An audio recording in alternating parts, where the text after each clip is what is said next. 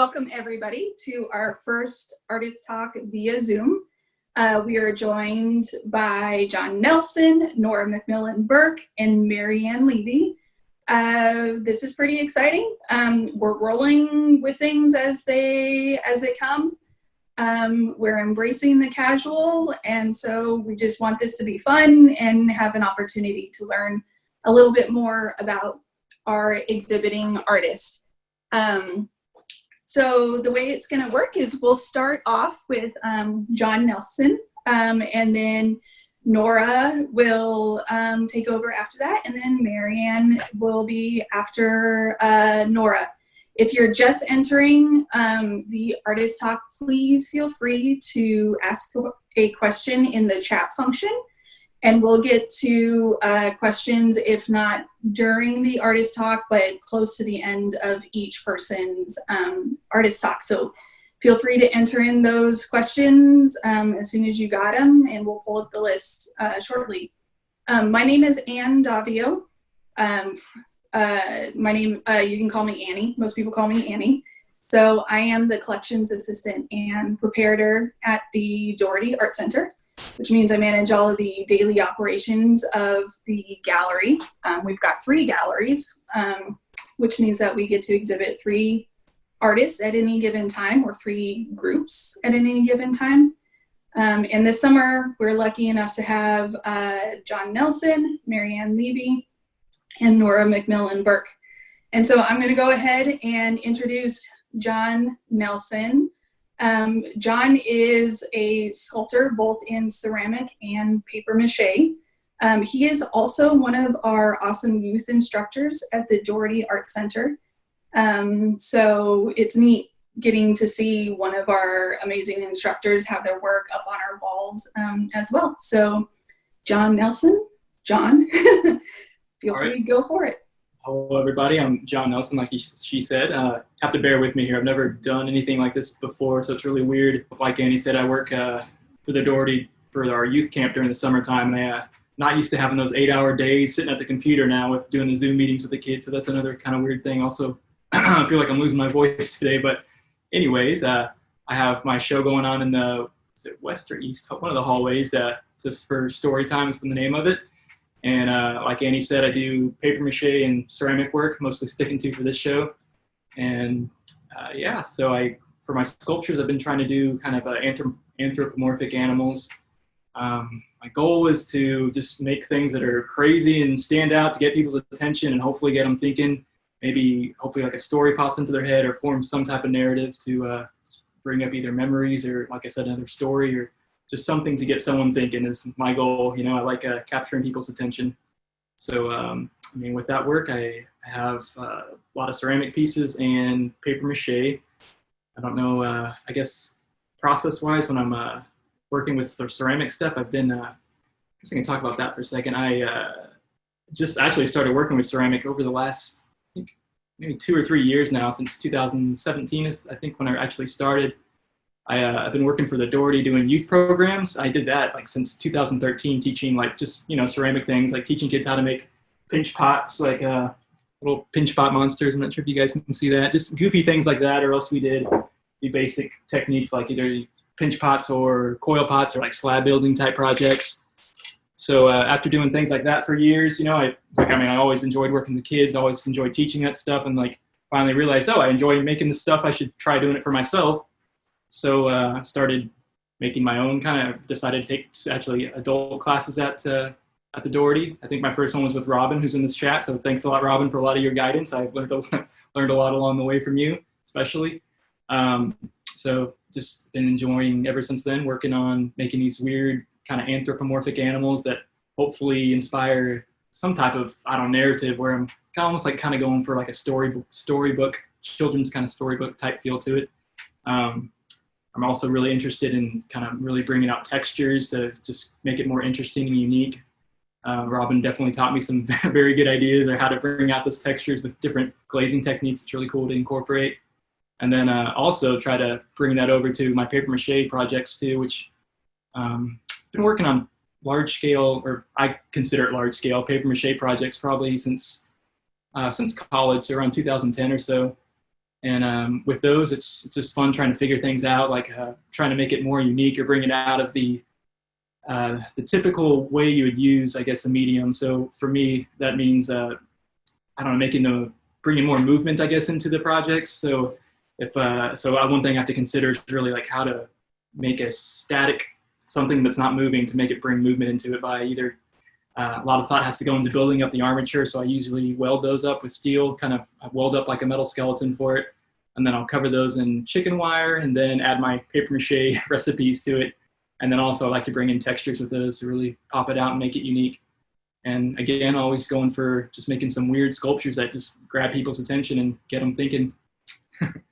I guess I could show some examples here. I don't know, Annie, if you want to try making me a host, I can try to pop up some pictures here, maybe. I don't know if I have to do that or not. Yeah, we'll try this. Okay, so hopefully y'all see my paper mache devil there.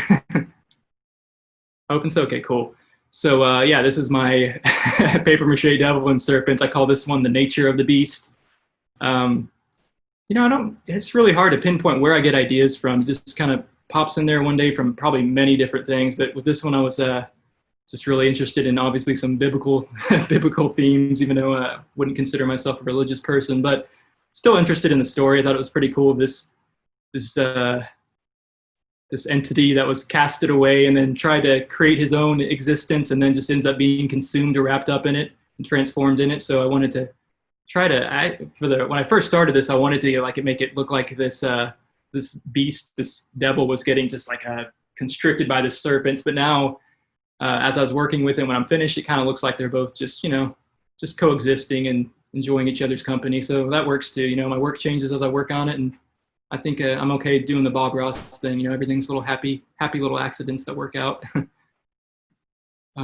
Let's see, what else can we show here? That was a paper mache piece. Maybe I can do some ceramic ones here. This one was a fun little story. If I can pop this one up. This is probably one of my favorite ones. It's funny, either this one or one of my favorite ones. Yeah, I like this guy. So this is my little horse. I just call this one Broken Horse Taking Control of the Reins. So with this one, maybe I can show you all that here in a second, but show you the process of this. For some reason, I don't know where the ideas come from, different things in my environment, different things I'll see or hear or do. And I was just playing with images of these little horses, and I really liked the idea of this horse taking control of its reins and trying to help itself through life. And while making this piece, I actually constructed everything out of the clay. Normally I use just coil constructions and build it all up and add textures later on, add the details later on. But after I constructed this one, before firing, its legs broke. I'm sure you can kind of notice that on the screen there. It has bandages around its legs. Those are actual breaks. Those are actual breaks on its legs that happened. So I got it fired and glazed him, and then after he was all finished, I ended up patching him up with epoxy and adding the bandages on there. And I kind of liked how it changed the meaning. He's still he was still trying to take control of his reins, but he's actual broken horse in figurative and literal sense there. I really, again, just a little Bob Ross thing, happy little accidents that ended up working out. Boop. Let's see what else we got here. Kind of like these guys. I can show those. This is one of my, these are probably again, either the horse or these ones are probably my favorite ceramic pieces that I've done, just because for me, it's a lot of the time, or it's how much time and effort I put into a piece that really makes me, if I consider it a success or not. So this one I call In the Used to Be. So it's got a Native American buffalo and a cowboy wolf that have obviously gotten into a little scrap or struggle here. But in a way, it's funny. In my head, I kind of pictured it being a little playful piece, but obviously, now looking at it, it looks a little bit darker to me, which, it's cool. I enjoy it. But this one, again, was very time consuming to make, and I'm just very happy with the result of it. Kind of reminds me of it should belong in a children's book, but not really, because it's kind of dark. Let's see. And then maybe one more here. I got along the lines with working with children in storybooks. I have this piece is pretty fun. working with kids, I always feel like, oops, I see some people. Sorry, guys, I just see some people in the waiting room that I'll admit here. Boom, boom, boom. There we go. I think that works. Okay, so sorry. With this piece, share screen here. Again, working with children, I'm always, I don't know, always considering that myself, like what lessons being taught here, or what am I, what's the narrative that's going to be played out. So this one, I was just kind of playing with the, of course, the story of the tortoise and the hare, but I just wanted to make it really simple and silly that, you know, the tortoise and the hare, they get in their usual like little bet, however it goes, that they're going to see who the fastest is and have this race. But right before the race, they just decide to play with snails instead. Just super simple and silly, and it was just fun to play with that kind of theme. I'm going to stop share. There we go. Cool. And let's see. I guess that's pretty good. I think I have some other. Can I ask a question? Sure can, Annie. Do you have a preference as to whether or not you prefer ceramic or using paper mache? I'm sorry, Annie. Can you say it one more time? Do you have a preference as to whether you prefer using ceramic or working in ceramics, or do you prefer paper mache? It's really, I mean, I enjoy both of them a lot. It kind of depends on, for me, it's like scale. If I want to make something that's going to be larger scale, it's probably going to be, I'm working with paper mache. But if I'm doing more of a, I guess, that's that kind of scale, like, you know, somewhere around 12 to 20 inches, I'm going to probably do it out of ceramics. But I mean, they're both fun for me because I'm just exploring with different techniques or trying to figure things out in the process of how I'm going to go about switching up the medium to make it not look like clay or make it not look like paper mache. It's always fun to try to consider. Okay, and then we've got another question from the audience that's pretty relevant. It says, John, would you define anthropomorphic, new vocabulary word? Anthropomorphic is just applying like the human experience to animal forms, or even other forms, things like plant life, or just anything that's not human, adding those human ideas to it. So I'm bringing out feelings or emotions or just the human experience. All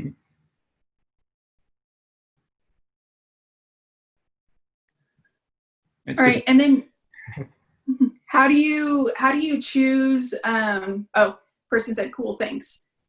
How do you choose what characters you use or what animals you choose to anthropomorphize? Yeah, I mean, that's a good question. Again, it's like, it's my brain's all over the place. So it could be from something I see or something the kids say to me, or a combination of everything, other art I experience or movies, or I don't know, music definitely has a big deal in it too. It can kind of morph my ideas or change it. But I mean, a lot of the time I'll kind of just start off with like simple sketches, and then I know some of these you might recognize and some not here. So I'm trying to think here. This was just some goofy ideas for, I guess, some of my band members. And if we got here, this was a little guy playing the drums that I never got to make. Here was a guitar player, which looks totally different. So again, some ideas changed definitely as from a little blueprints wise anyways. At the banjo player. And actually this was, I know this guy, can y'all see that okay? Looks like a weird llama thing with horns, and he's holding like a little placket thing right there. But that was originally going to be my devil design. I was like, actually made the armature first and didn't know what to do with it, and kind of worked away from that. But yeah, the ideas change a lot too. So sometimes I don't know what animals I'm going to start off with, and it just kind of comes to me. So no definite answer there. Sorry. All over the place. Do you ever have students come up with completely wild stories based on creatures that you create in the classroom, or creatures that they've seen of yours in person? Yeah, I do. I know if I have a picture of that guy too, I can share. Oh, I don't have them on there. Well, yeah, there's always different things, because a lot of times, I mean, people ask me like, oh, what's its name or what's its story? And sometimes I'll have those ideas, or sometimes I haven't put any thought at all into it, and I'd rather hear other people's thoughts on that matter. But yeah, with the kids, I'm trying to think here. They, I mean, they always, of course, say like little funny things like what it looks like it's doing or what's going on. I wish I had something in mind about. It's easier for me to be looking at something and think of it, but I got to get one more person in here. With and I wish I had a picture of that. A year ago, I did a monster project with the kids for ceramics. I was teaching them how to make, we did monsters out of pinch pots. So it was just basic pinch pot construction and then adding little details to turn them into monsters.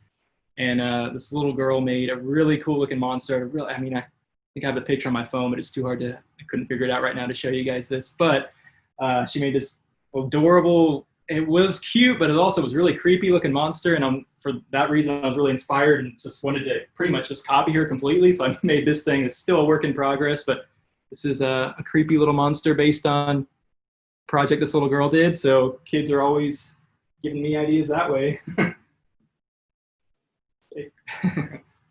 And then we've got another question, and the question is, what is the timeline from sketch to sculpture for paper mache and clay? Yeah, if you could work full-time on the pieces. Again, it's all over the place. It could be anything from me going over to my parents' place and having no idea at all, and then not even sketching anything out and just start welding an armature up and going off from that. Or it could be me trying to sketch out, having a thought about the tortoise and the hare thing. That was something that was ongoing, because I knew I wanted to do that, but it was just trying to matter of sketching out the ideas for the rabbit and the tortoise and what they're going to look like. And it really varies. So it's really no timeline as far as that goes. But let's see, if I could work full time on the pieces, timeline wise, I think it really depends. Normally, for paper mache sculptures, that's a hard question to answer there. I feel like they're a little bit more time consuming. Well, maybe not. I take that back. It's my time is all varied. I feel like, but the most time consuming one I've done to date is that the giant devil with the snake, and that one I think I logged it in right at 110 hours to make. So that was if I took a break from the garage, then I did not count that time. It was 110 hours, solid hours of working. So that was a lot of hours in that. Ceramic pieces, those normally take, I would say, anywhere from 14 to 30 hours. It depends on the details involved and the size involved too. But it's all, I consider, very time consuming for me, because it's not like you're sitting down and working on it, but you have to keep on going back and forth to it when you can.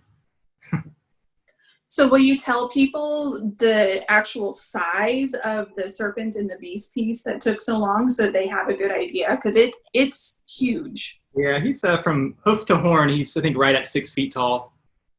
So the top of his horn down to his hooves, he's 6 feet tall. And I don't know how much he weighs exactly. I guess the paper pulp isn't too heavy, but it was a fun project to work. I guess say that it was fun, but very time consuming, and could be tedious at times too.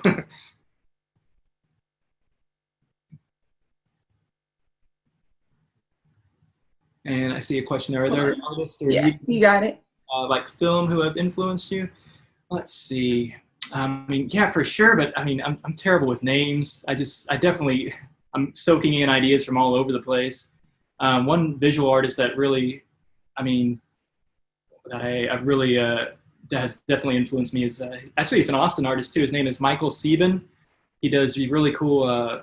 It's kind of like graphic art. It's almost based off of old skateboard graphics, but it's really, again, I definitely. It's a big influence on my style, because it's got this weird, creepy, cute kind of vibe to it that it's been a big influence. Sieben, so check him out. Really cool stuff. Film, let me think here. I definitely gonna say with the Cowboy Wolf and Native American Buffalo, I was watching that PBS documentary miniseries on the West. It was really good. Forgot who the producer or director is of that, but it's a very good series to check out. Highly recommend it. And so I was thinking of a lot of Westerns for that one. There was a lot of Lonesome Dove and just other cool series that I've watched. It's pretty fun. I think, was it Hell on Wheels on AMC's? And another good one. It's influencing for that one. And then music too, I feel has a big influence, because that's what I listen to when I'm working. And I can't even explain how, because it's just ever changing. It's the music will put me in a different emotional state or different flow state, and it just changes how the piece turns out. It's always fun. Awesome. Okay, so if you have any other questions that you want to ask, go ahead and post them in the chat. Oh, here we go. We got another one. Do you see that? Yeah. Do you have do you plan your supports as part of the sculpture? For the paper mache, I do. You definitely have to make sure it's especially if it's like a tall sculpture, if it's going to be hanging on the wall for sure, because otherwise you're going to have areas that fall down and can't support the weight of the sculpture, or it's just not going to be able to hang on the wall. So yeah, you definitely have to plan that out. There's a lot of planning that even goes into just making the little, I can turn this camera. This is still a work in progress for many months here, but I don't know if y'all can see that. So there's just like a little steel hanging piece, and then I have, if you can see that little rod going through. So it's got a rod going through here, and then he has just a metal skeleton that kind of wraps and forms the whole thing. Just make sure he can actually stay up on the wall there. I like his little face though. Ah! But yeah, so support for those guys, and then with the ceramic pieces, it's just see, I don't know if this might be a better example. This is a small scale example, but it's me. You just have to build it hollow, so I'm kind of going up building building coils and slabs along the way to build it up. And then it looks like George has a question for you. Oh, George, I don't. I'm shoeless during the Zoom meetings always. Can't wear the shoes in your dojo, you know. So George asked whether or not Jon still wears the gold boots every day under quarantine. And for those of you who do not have the honor of working with Jon Nelson on a regular basis, he walks through the Doherty Art Center wearing gold painted boots. They're painted, right? Yeah, just yeah. Gold painted boots. All right. Okay. So thank you, Jon. If you want, you can go ahead and make Nora the host, because I know that she is going to do some screen sharing. So we have Nora McMillen Burke. Her exhibit Connecting Threads is in the main gallery. And Nora is a watercolor artist and oil artist. So go ahead and Nora, take it away. Hi. I'm excited to be with y'all. That was really interesting. Thank you, Jon. I'm going to talk about just a quick note on my background, my processes and inspiration, and then I'll show some slides from my exhibition, because I know there's some people that didn't get to see it that are watching. And then let me know if y'all have any questions. Oh, and then I did a demo as connected to this exhibition where we made a quilt based on, it was supposed to be an in-person community quilt collaboration, but so I'm going to reveal that at the very end too, which I'm excited about. So I also have a background in art education, which is interesting. I went to school for drawing, and then I studied textile design at the Fashion Institute in New York, and just fell in love with that, and then ended up going to UT for art education, and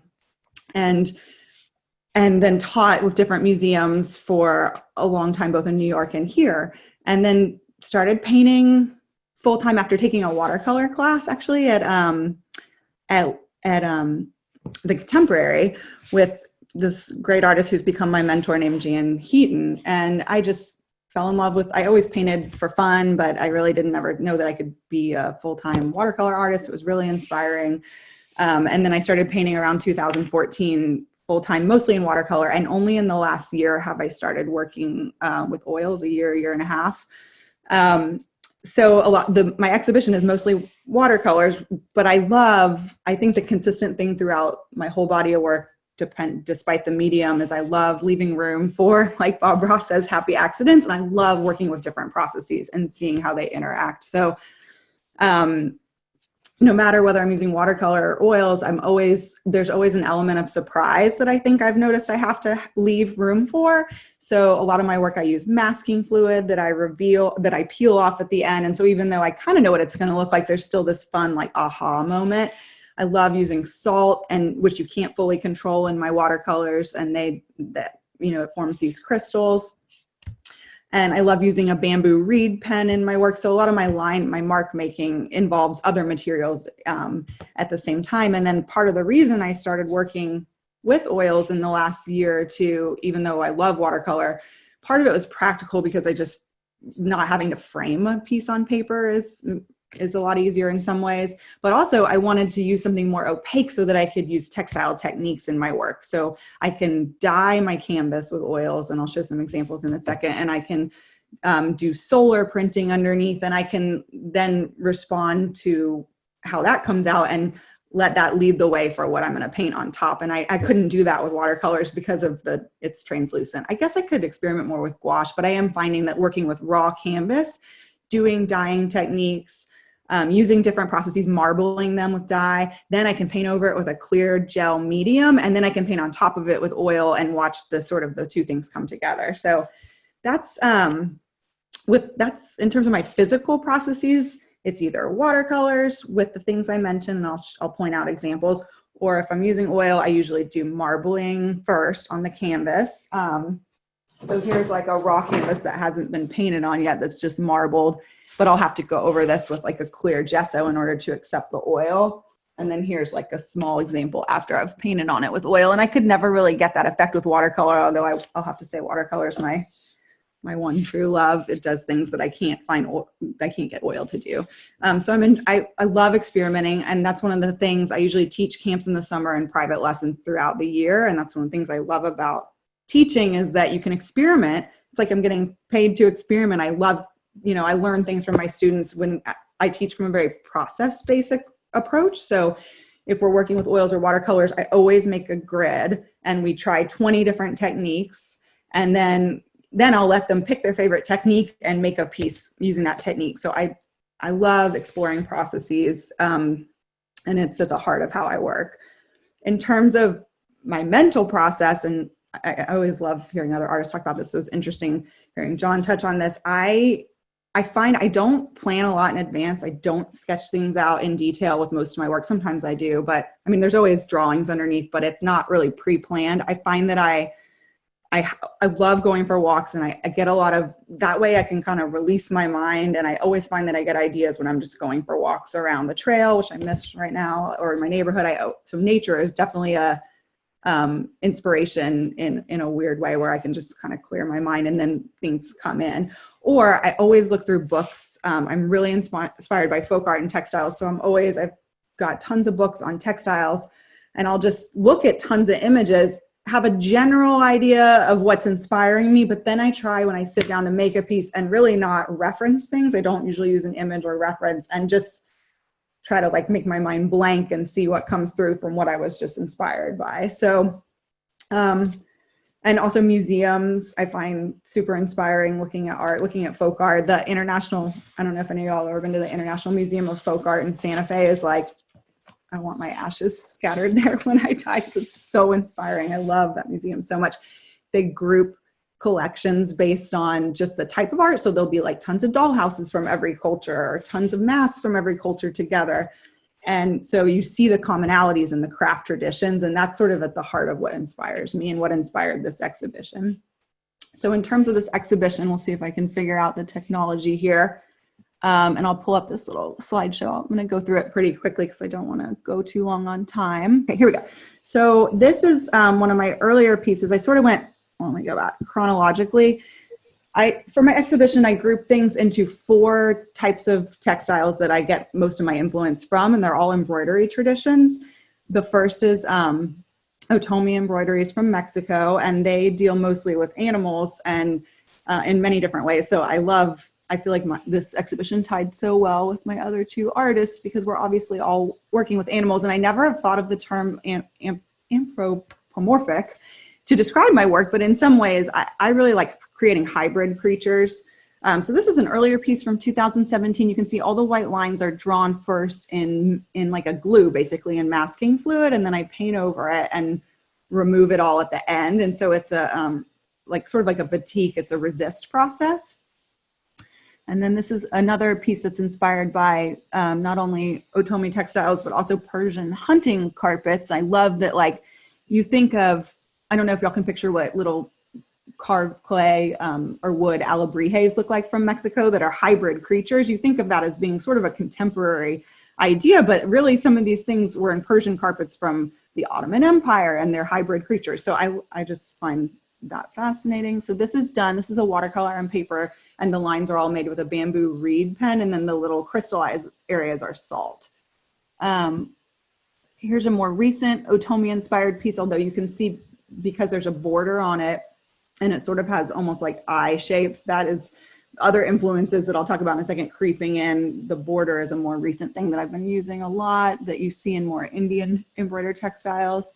And then this is also a recent piece that sort of combines what we'll move to as my second influence, which is Balinese embroideries. They're called story cloths from Bali. And they're really dealing with epic tales that came over from India. So they have a more narrative feature in them. They're telling detailed stories from these epics, and they also involve more landscapes. Oh wait, this is the last Otomi piece. This is an oil painting on, it's fairly large, 36 by 48 on tie-dyed canvas underneath.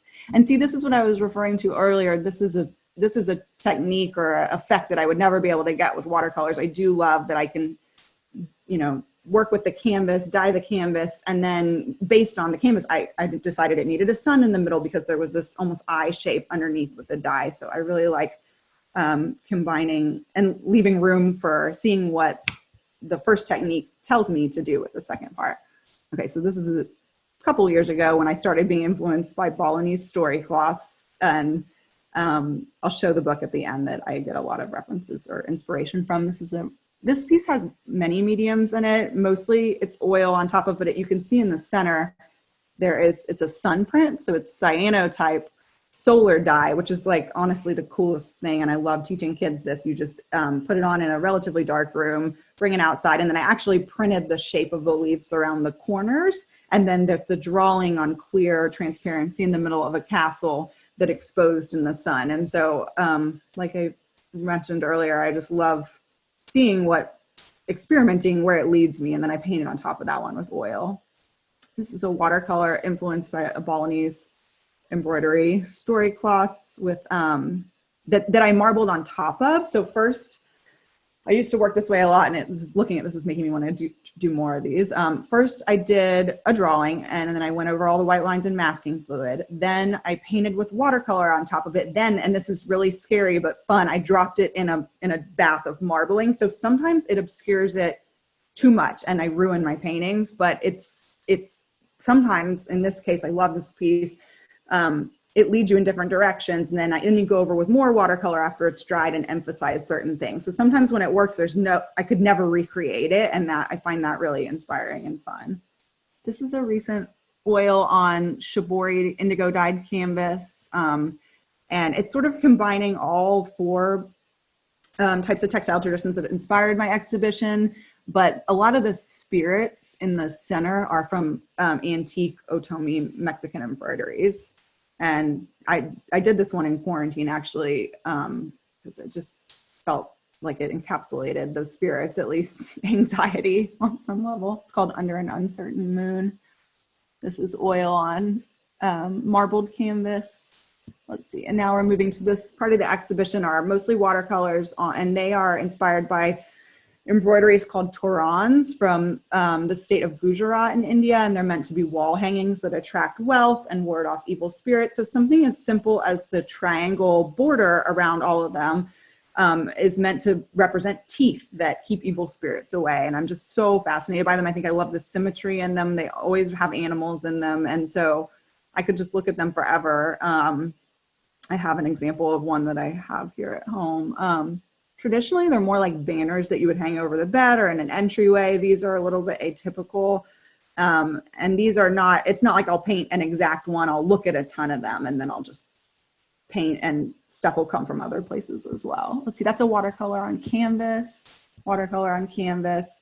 And then this last grouping of paintings is more the fourth influence in my work in this exhibition is they're embroidered Suzanis from Central Europe, or really mostly from Uzbekistan, Afghanistan. And they actually would not have traditionally like a tree of life in the center with animals. They're more geometric. They don't have as many animals in them, but they do always have a border and four things in the corners, and they're very symmetrical. So I'm sort of taking bits and pieces. Here's a more traditional looking one.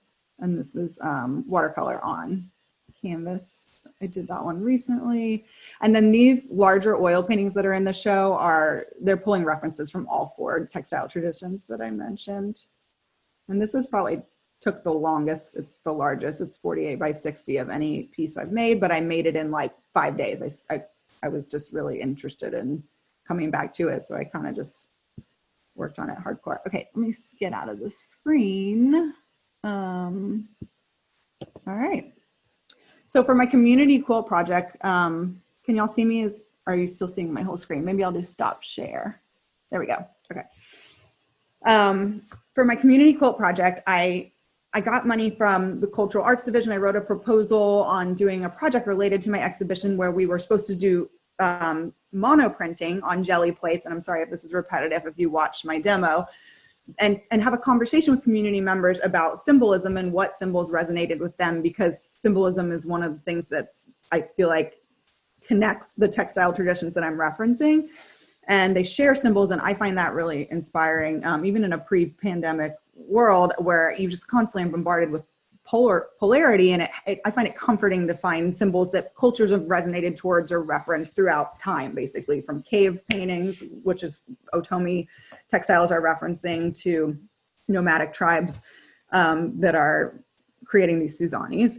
And so we had to pivot, and we did an online survey on symbolism, which hopefully a lot of people watching responded to, and I created squares. I printed people's symbols and then made a quilt out of it. And the final piece, let's see, it's hanging behind me. My mom helped me sew, and I wish you could see a better view, but basically these squares each have 3 layers of symbols that are printed, and then it's on a shibori dyed canvas. And then, can you get the gist? It's pretty large. It's about 36 by 48. Let's see. So it was a really fun project, and I learned, I feel like I would have learned more had it been an in-person. Let's see if you can see some of the nuances. There's an angel there.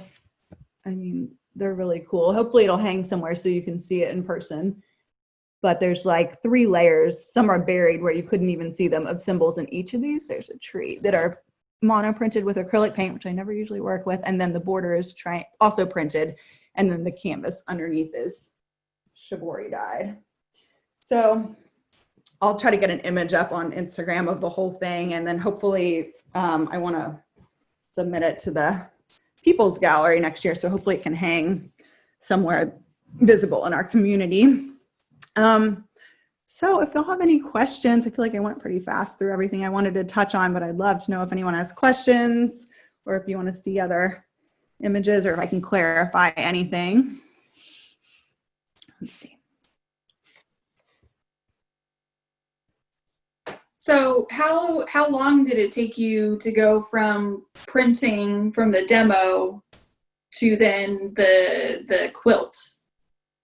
What was it? I mean, I know we only had a few weeks, but like, how long did it actually take you, do you think? I think I printed them all in 2 days, or 2 or 3 days, and then dyed the canvas. Shibori dye is a pretty fast technique. Dyed the canvas, and then my mom, I was part of my pitch was because she makes amazing quilts. So she sewed it for me. So it probably took her about 3 days. So I would say a week, but it was rushed because I wanted to be able to show it at this. So it's not, it's not a proper quilt where there's not 3 layers, but I love it. I'm deciding now whether to put it on a dowel to hang it without being framed properly, or to wrap canvas with it, because it's on canvas. And so it could just be stretched on canvas and then hung more easily. I don't think it should be framed just because it's quite large. But yeah, I would say about a week of major effort in terms of getting it done for this date. I was thinking about painting a border around it, but I feel like it would be too busy. So I think it worked well. I've got a child sneaking in here to distract me. Go upstairs, please. And then we have someone asking about what your Instagram name is. Yeah, sure. I wish I could. It's my name, which is Nora, Nora McMillen, McMillen Burke, BURKE _art. So it's a mouthful. And then we have someone asking, or both stating and a question. Mm-hmm. Your work is so inspiring. Reminds me of Malaysian batik. Have you ever used melted wax in a pin? I really need to. I think it's kind of insane that I have not, because I hear that all the time and I love hearing that. And the watercolor technique is very similar in a way that it's a resist process. I I teach kids batik techniques and we use wax in different ways, but I have not tried it. I have the materials, the traditional, I think I'm going to butcher it, but it's like a tangine or something similar to that. I have the materials and I think I've shied away from it because I heard the wax is toxic but I need to figure it out. I really need to do some proper batik techniques. So that is on the agenda, and just talking about it's making me want to make that happen soon this summer. That's a goal, because I should be doing, I've seen so many beautiful actual batiks and there's no reason why I shouldn't be. And also I will say, from a practical perspective, when I've done art shows before, the painting category is saturated and the textile category for applying to shows is not. And so when you do find artists that are working in batik, it's really inspiring. And I think easier sometimes to show your work if you're applying to a juried show than painting sometimes. So for that practical reason, I also would like to experiment more with that. Let's see. And then, okay, we've got a few questions. Someone's asking if they can ask a question themselves. If you'd like to ask a question, you can, Shelly, if you'd like to go ahead and unmute yourself to ask her questions, maybe too long for typing. Hey, hi, Shelly. Hey, Nora. I love the last one, like the one that you showed that you said it's like the largest one you've worked on to date. Yeah. Can you just give a little more detail about that? So you said it's oil? Yeah, it's oil. So that I got the opportunity last summer to go take a workshop with this amazing oil painter named Maya, Maja Rusnick. And she, at the Anderson Ranch Art Center in Colorado. And I highly recommend, if you ever get an opportunity to take any workshop at that place, to jump at it. It was amazing. And she actually just had her first child, I think today, but she worked in water media for a long time. And then now does these amazing, you should look her up, ethereal oil paintings that are just super dynamic and evocative. And so I took a class from her, just the basics of oil painting, and really, I'm not doing a ton of traditional oil painting still lifes, which is probably the best way to pick up the medium, but I'm not interested in working in a really realistic or highly representational way. So my takeaway was that has a really magenta-y purple underpainting to it, that particular painting.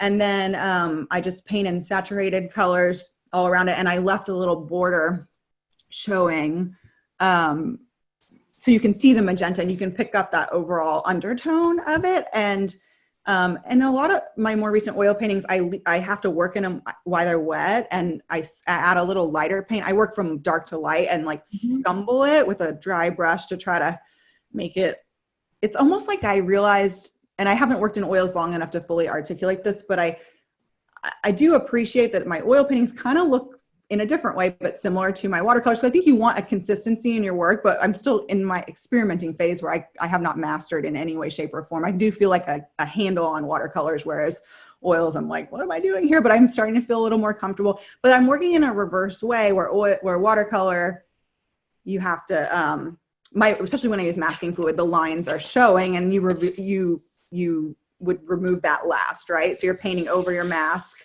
and letting the colors and the salt react and do crazy things that you couldn't fully control. And then when it's dry, taking that off. With the oil painting, I have to work dark, and then I'm adding the light things, sort of bringing out the white lines in reverse, if that makes sense. So it's definitely was intimidating working that large. I'm kind of the type of person that jumps before I look sometimes. And I really like working large. I have a really hard time working small. I don't know why. I think it's harder for me, at least. So I'll want to work on a really giant painting, but I just don't have the storage space eventually to maintain that. I need to sell them off and then. I'll go back on mute, but yeah, it's beautiful. Thank you so much. Yeah, you're welcome. Okay. And then we have a question. Are you in your studio now? Can you show? I am in my studio. Yes, let me walk around. Can you show some more of the work that's on the walls? I can, but it's mostly all older work. There is a new piece. Let's see. And ironically, when I'm painting watercolor, I paint upstairs and take over our dining room because the light is better up there. But I am fortunate to have windows in here. This is a recent oil painting on tie-dyed canvas that I can't decide if it's finished yet. Let's see. This is an older watercolor behind me with all these masks. that this is actually, this piece right here is, this is an oil painting from that still life. But when I teach in the summer, I teach in here. So there's like up to 14 kids in this room. It's pretty crowded, but it's so fun. And so I taught like a mini camp at the beginning of the summer, just with my daughter's friends. And so I put everything away. So a lot of my work is either at the Dougherty or stacked in the other room. But this is from the class that inspired my trajectory of my career, basically, with Jan Heaton at the Contemporary. And if you ever get a chance to take a class with her, so it was a 30 watercolor technique class where you tape and it really was just super, super inspiring. So that's up for teaching. Here is a Indian textile behind here, but this is like I don't know that this is a successful painting. So it's like, what do you do with the paintings that you don't necessarily, and I also love that sometimes the pieces that I don't think are successful are other people's favorite pieces. So that's always, but this is a block print on a tie-dyed bandana underneath with oil on top. And then behind me are mostly, it's crowded in here, there's watercolors, older watercolors that are marbled on top. And then just, it's a mess. Older watercolors behind me. So.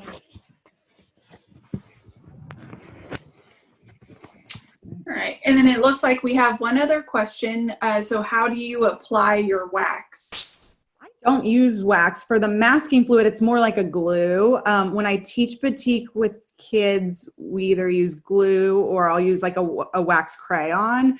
I have not used wax in the traditional batik way. I think you would melt it. I need to figure that out. But so when I use masking fluid, I should have some here with me so I could show you. It's in a little squeeze bottle with a really tiny nib. It's called like Fine Line. You can get it on Amazon, masking fluid. And you just, it gets clogged all the time, so it's kind of a pain, but let's see if I can find some. You just squeeze it out. So I do a drawing first, and then I don't have any down here. But it's like, it does the hard work for you by having it in these thin things that do get clogged. And then, oh, thank you, assistant. My daughter brought some down here. So it's in this thing.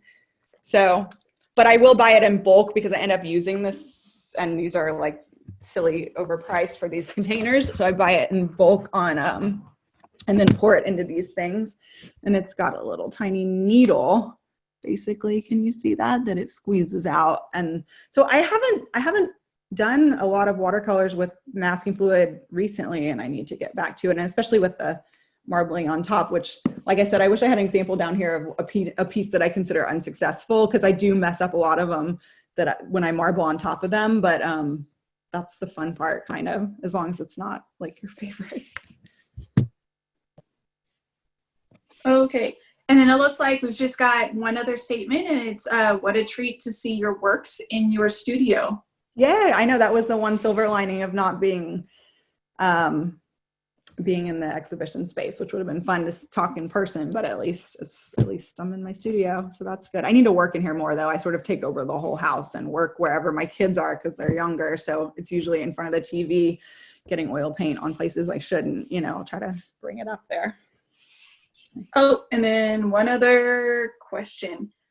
You mentioned a book that inspires you. Yeah, I have them all here. I will say, and I mentioned this in my thing, but this book is amazing. It's a book on symbolism that I reference all the time. And then this piece, the reason I love this book is because every other type of textile that inspires me, I've been able to find and collect. But these story cloths, let's see, it's by Joseph Fisher, and there's an exhibition. These Balinese story cloths, you can't find them. They're so rare. So that I would say it's just an amazing, amazing book, is like probably my highest recommendation. The other types of textiles like Suzani's, you can find them on, here's one. This is a Indian Toran. You can find them on eBay, and I try to collect them so I can see them in real life, and they're just beautiful. But the story cloth, that book is just phenomenal. And then I will say this book, which I got on eBay, Amazon used. someone named Nizmat wrote all over it. But this is an amazing book that really, more than anything, it's called Embroidered Textiles. It's the only book I've found that does reference like the tree of life as a ubiquitous symbol that emerges throughout all different types of embroidered textiles. So it's more of a survey. So this book is really by Sheila Payne. And actually, she's done some other books as well. So this is like Afghanistan Suzanis from Afghanistan, Indian textiles. But so Sheila Payne, I guess, would be a good author because a couple of these are by her. Arts and Crafts of Mexico. I mean, these have paint all over them because I'm just always looking. And then here's Mexican, Indian folk designs, which is more like embroidery. Actually, I used this. Some of these guys are really inspiring, and these might be inspiring for sculptures too, I would imagine.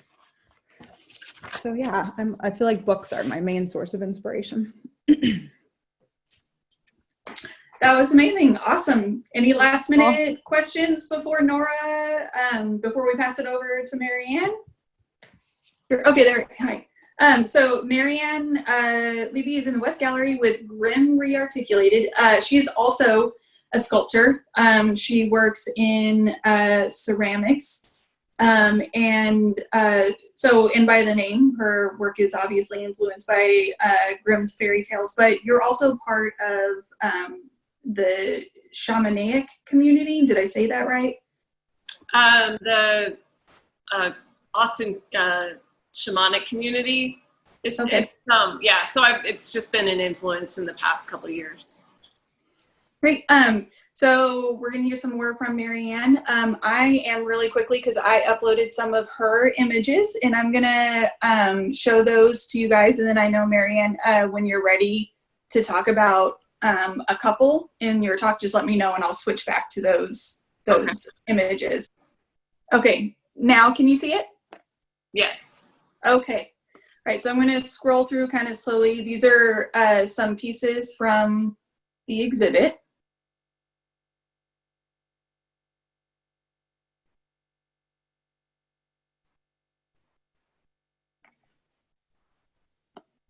There's a process piece there.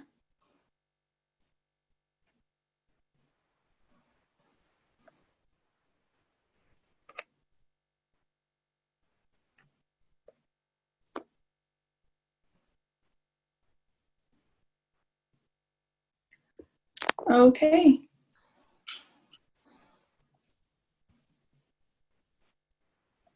Okay, all right. So we're excited to have Marianne talk about her work. Go ahead. Hi, so I'm in my garage right now, and I'm happy to be here. I'm very nervous. I don't like to look at myself in Zoom, but it's probably a good idea if I can kind of see what's going on. So, so I have my video on, so I can see myself right now, and it's weird. Okay, so I'm here in my garage, and I've organized a little bit, so I will walk around at one point and just kind of show y'all what it looks like. It's just an array of things that a lot of from the past. I'm not really working on anything right now, so but anyway, so for this show, I actually so to start with, I started it with from a painting background. I got my bachelor's in painting, and I was doing mostly oil painting. And then I after I graduated from college, I pretty much stopped doing art for many years, and I went into kind of social work type work. I would still be creative here and there, but it took me a while to kind of get back into a real practice. And so around the age of 28, I decided just on a whim that I wanted to go to graduate school for ceramics after taking one class. And I decided I was going to try to do that. So I went back to school. I went to UT to take classes in ceramics, and really got into it, and went to school again, to graduate school in Florida. And so yeah, since then, and that's been now 20 years ago, that I was in school in Florida. And, but yeah, I've been doing now ceramics, I guess, for about 20 years. Not full time. I just work a regular, right now I have an accounting job. So, so I kind of, it's part-time art. So all the time that I've been doing ceramics, I've been mostly making figurative work with a lot of animal imagery and sort of combining, I guess you could say anthropomorphized, I can't say that word, animals or people into animals and animals into people, or, you know, just sort of hybrid creatures. And so I guess for this, when I saw the call for art come up, I really wasn't sure. I wasn't on any, I've been all over the place. I haven't really made a body of work that really went together for a long time. Like I've just kind of followed my curiosity here to there. Nothing ever real focused. So, and so when the call came up, it was the night before, I just thought, oh, you know, I love stories and I need a concept. And I had seen Natalie, can't remember her name, Natalie Frank, had a show of drawings of the Grimm fairy tales. And so I sort of had that in the back of my head. It would be interesting to kind of do my own take on it. So that's, yeah. So the night before I was like, Grimm fairy tales combined with animals. And I just went from there. And so it was good. It was hard for me to focus on one thing, but it was also very good for me to do that. Like I said, I'm just sort of I go off on tangents, and I'm not real organized in my thinking process. I just go with my curiosity. So this time I really had to kind of, you know, focus on one concept. However, I did stray in my, like I don't always, in the pieces that I've made, I haven't always stuck to Grimm fairy tales. I guess I've stuck to fairy tales. Like my piece that's a rabbit with the horn, the jackalope, is Alice in Wonderland. It's supposed to be Alice in Wonderland. And I have another piece that's called Untaming the Shrew, and that's just for the title. I really just was like in bed one night, and I had already made another piece. It was based on the fairy godmother in Grimm fairy tales. I had made a goose as the fairy godmother. And so from that, I started looking at pictures, and I saw like this, you know, something riding a goose, and that's what took me to making the Untaming the Shrew, but that's not a Grimm fairy tale. So anyway, so I guess the process that I go with is I definitely bought a book that had the Grimm fairy tales, because I had to I knew some of the stories, but I knew that I needed to know sort of more of the details and just kind of get inspired and try to see what I was drawn to. So I read the fairy tales again, and I really just tried to find characters that I felt an emotional connection with somehow personally. I just tried to you know, just sort of be led by my curiosity, I guess, and by my emotional connection to a character, and how I could make it even more personal, or just kind of subvert the story a little bit by how I chose to like what kind of animal I was going to use to be a character. So, but anyway, so, and I really just, I use Google Images a lot. I just go on, I'll get an idea, kind of a loose concept of what I want, and then usually in this case I would need to look up pictures of specific animals, and from there I might get influenced by just the pictures that I was collecting. I bought an iPad last year, which I wished I had bought one when they first came out, because it really helps to have a smaller thing that I could just take in the studio, because it used to be that I would find an image and I'd have to go print it, and my printer was always broken. So it was like, oh, I need this image printed before I can start. So I bought myself an iPad, put all the image, like I just collect images on there. That's basically all I use it for. And from there, I'll use it as a reference. Like, for instance, Little Red Riding Hood, I collected images of Little Red Riding Hood. Mostly I would look for like vintage, kind of older images. And then I would think about how I wanted to tell the story about Little Red Riding Hood. So I made 3 or 4 of them. And for instance, one of them was a lamb. And I just thought, well, a lamb is usually sacrificed, kind of like the symbolic sacrificial animal. So in the story, I kind of turned it around, and the wolf. So maybe I should show the picture. I don't know if I can do this right, but just looking for the image. Let me find it. Desktop. Yes. Oh, share. Yes.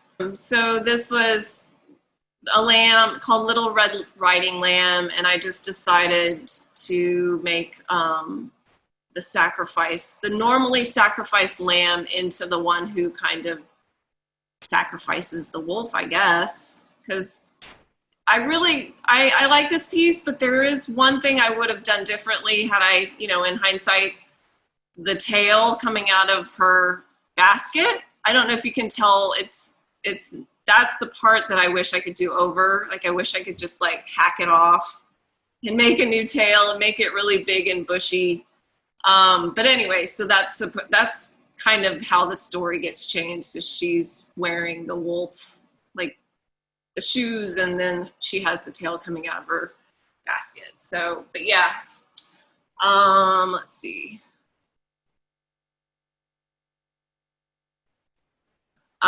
So yeah, so the process, it's mostly referencing Google Images and, playing with symbols, trying to retell a story, kind of put some kind of personal, emotional, impact into the character, I guess. Does anybody have any questions?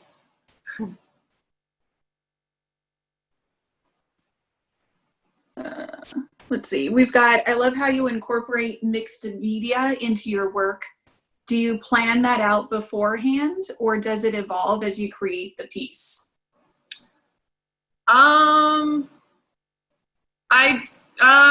Well, do I plan ahead? It's more trying to problem solve as I go along, and I have sort of an idea of maybe texture or composition that I'm looking for, and so whatever material will, solve that problem. I mean, I really only, in this show, the antlers I used were real antlers in the rabbit piece, because ceramic are so breakable when you make thin, antlers and ceramic. I mean, it's just a accident waiting to happen. So, and then I had a piece on the wall that was a horse with, it was Rapunzel, and her hair was actually made from curtain. Like I really tried to problem solve. Like in the beginning, I was going to make actual rain droplets out of paper mache, and it just sounded like it was going to take way too long, because I was going to have to make so many, and it was going to be heavy. So I started to think about string, and then it was getting on Amazon and just looking through things you could buy that had string, and I found these curtains. They were only $15, and that became the hair. So those were the only two I think that had mixed media. but I have worked in mixed media a lot in the past, more with like wood and fabric and that kind of thing. So. Really great. Yeah. You also added hair to your praying mantis. Oh yeah, Those two. right. And we've got, how do you build your pieces? So you're hand building most of the time, I'm assuming? Yes, I do mostly coil, pretty much coil. A little bit of, sometimes I work solid, very rarely, and then I'll make a mold of a thing. But mostly coil built, and a little bit of slab, but mostly coil. So all low fire. I only go to cone 04. That's the highest. And but yeah.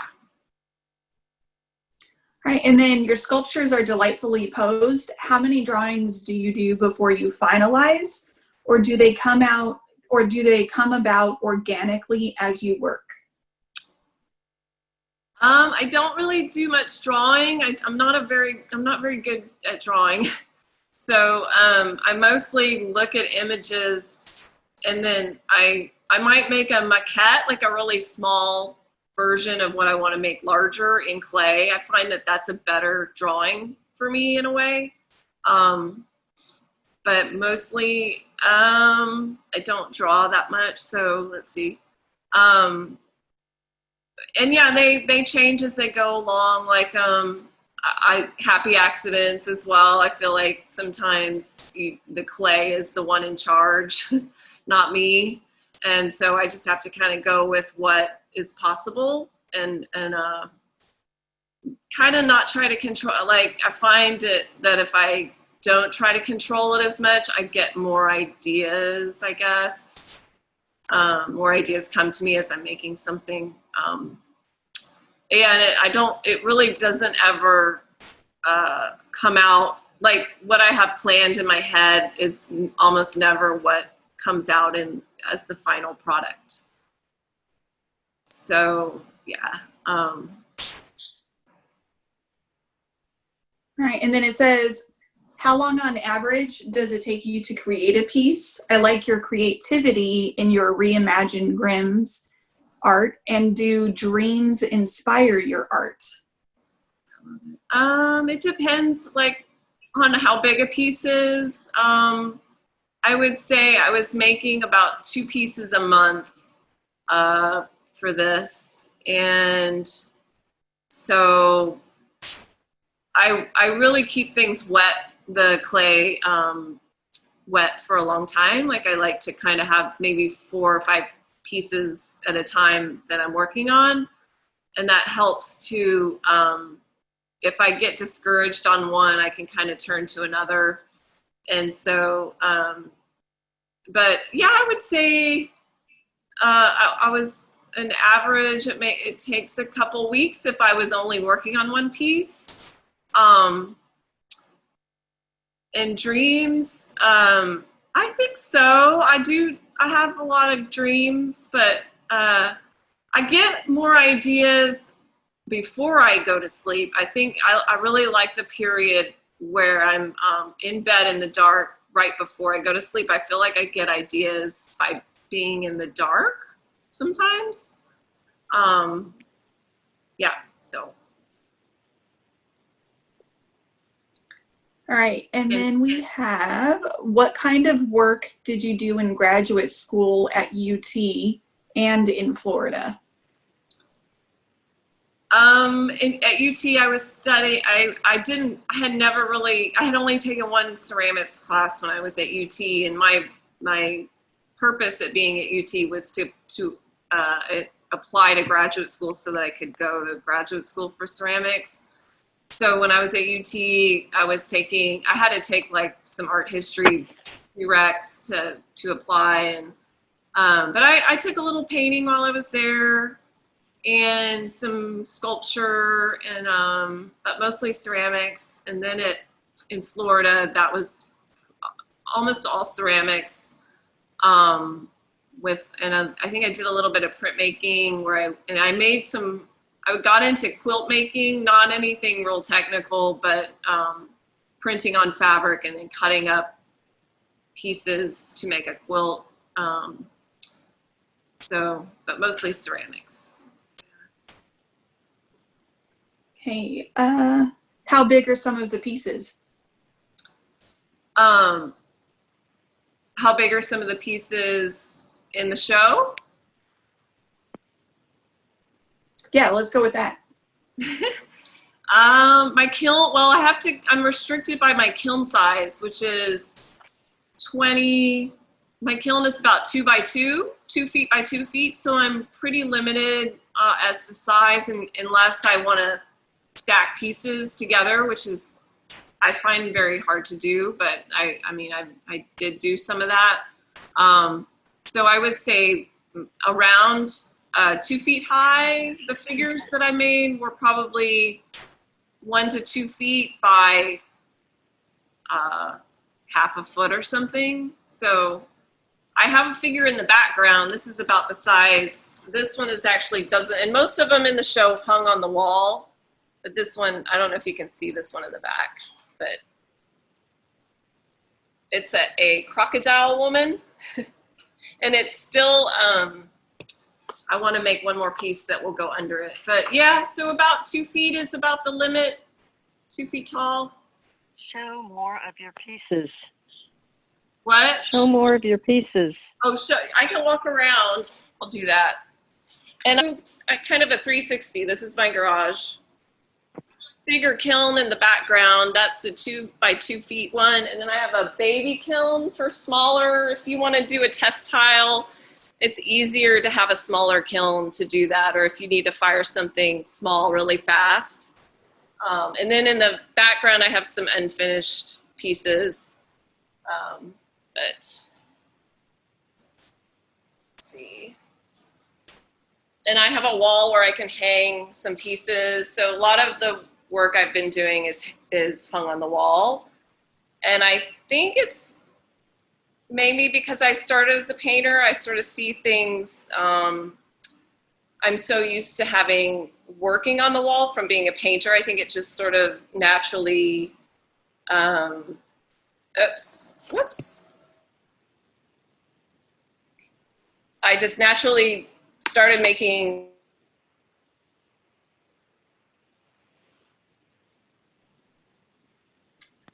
Hey, I think you froze.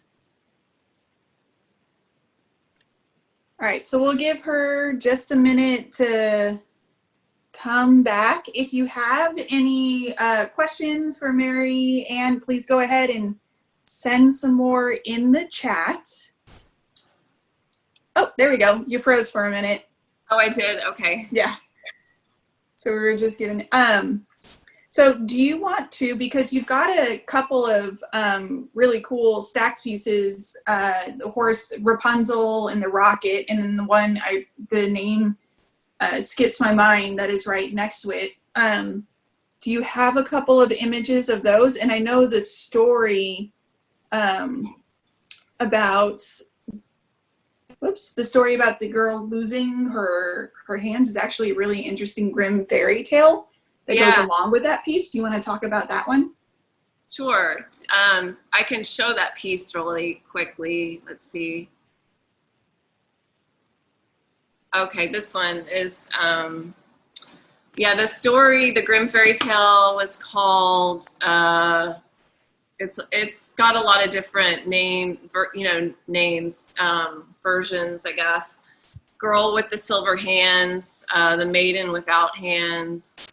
I think those are the two that I can remember. But anyway, so the story is of the daughter of I think he's called a miller. They were very poor. The family was very poor. Can y'all hear me? Hello? Yeah, we can hear you. Yeah. Oh, sorry. So the family was very poor, and the daughter, she was the daughter of a miller, I think is what you call it. And so the devil makes a deal with the father that in 3 years, if he can have what's behind the apple tree, that he would make the miller a very rich man. And the miller didn't know that behind the apple tree was his daughter. So he said, yes, please, yes, give me all the money in the world, which he did.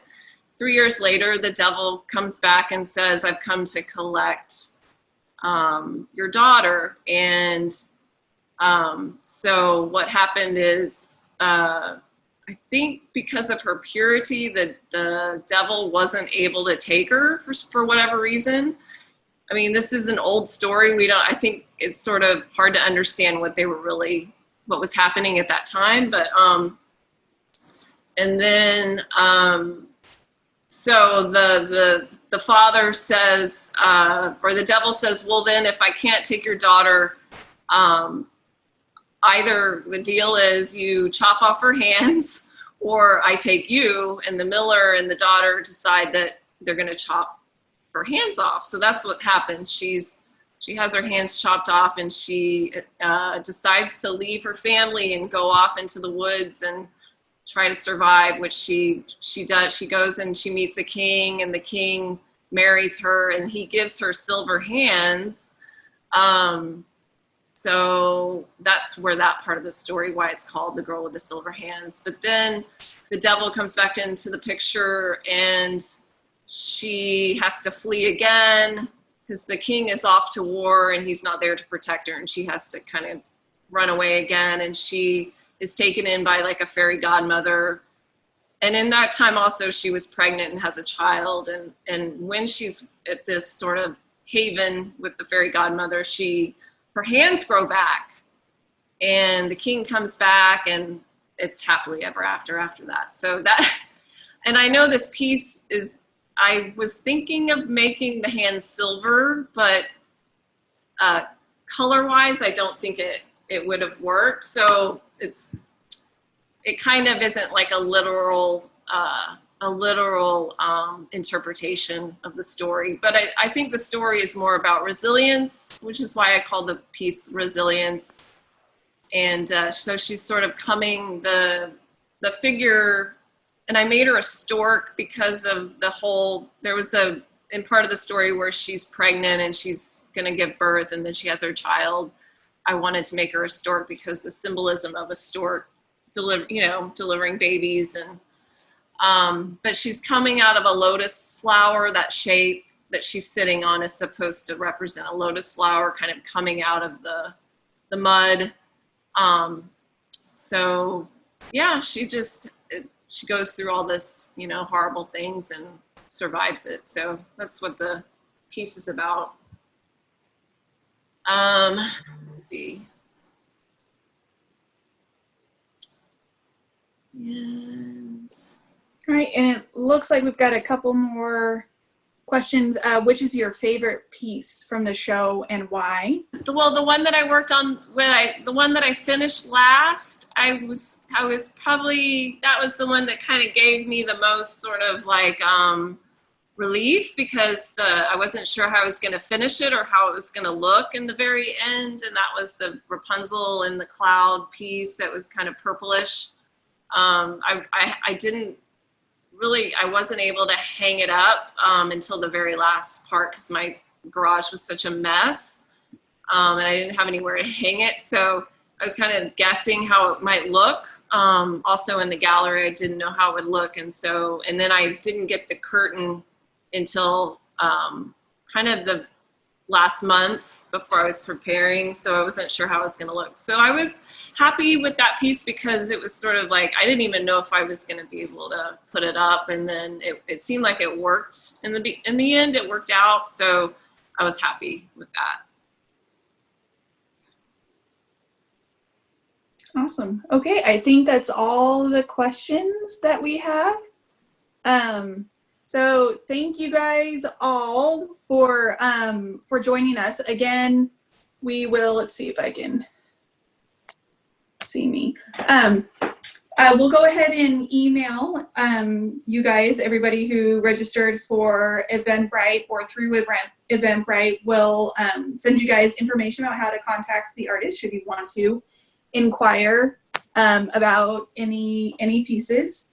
I'm really grateful that we were able to do this. I know that times can be tough and everything's kind of up in the air. So I feel like this was a really fun thing to be able to do and a pretty joyous thing to do and get to be able to talk to these amazing artists. I feel like Bob Ross was a pretty common symbol amongst everybody since, we're talking about symbols, so happy accidents. I think that's something that we all could, listen to and take advice from is Bob Ross's, happy little accidents everywhere. So feel free to always shoot us questions. If you have questions as you're leaving, send an email to us on, or a note, or a comment to us on Facebook, through our Instagram. We're really quick to respond. And again, we'll send you the email with their contact information. Please go and check out their Instagrams and their websites. All right, everybody, thank you so much for joining us on our first Artist Talk via Zoom adventure. So until next time, bye. Bye. Good night. Thank you. Bye.